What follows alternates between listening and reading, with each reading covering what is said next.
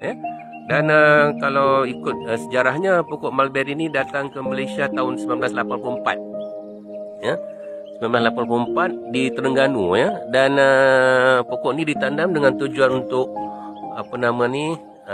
makanan ulat sutera, ya, dalam industri sutera di Terengganu. Kita tengok kalau dah masak ni. Kalau dah masak mula-mula kuning jadi merah, ya. Lepas tu dia akan kehitam-hitaman. Bila warna kehitam-hitaman tu dia akan manis lah, ya. Kalau masih kuning tu dia masih masam-masam sikit, ya. Ni dah mula banyak ni rumah Pak Su ni. Tengok. Tengok dah buah dah, ya. Dan merata-rata dah buah ni dah. Jadi tiap-tiap hari Pak Su kena petik. Dan mulberry ni banyak khasiatnya, tuan-tuan, ya. Banyak khasiat. Sama ada daunnya, ya, ataupun buahnya, ya, sangat banyak khasiat, ya. Dikatakan boleh membantu untuk menurunkan kolesterol, mengawal diabetes, ya, tekanan darah tinggi, ya. Dan banyaklah khasiat lain, ya.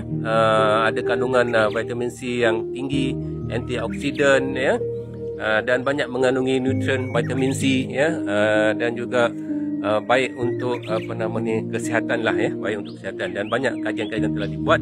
Tuan-tuan boleh Google saja, ya, tengok info-info yang berkaitan dengan khasiat mulberry ni, ya. Dan daunnya, ya, buah tadi boleh buat jus. Buat jus. Dan daunnya ni kita pucuknya boleh buat ulam, ya. Bukan saja kita buat ulam, tapi banyak khasiat, ya. Daunnya banyak khasiat, sangat-sangat banyak khasiat. Dalam arti kata yang mudah, eloklah tanam, ya. Kalau tak ada kawasan yang luas pun boleh tanam dalam pasu, ya, tanam dalam pasu.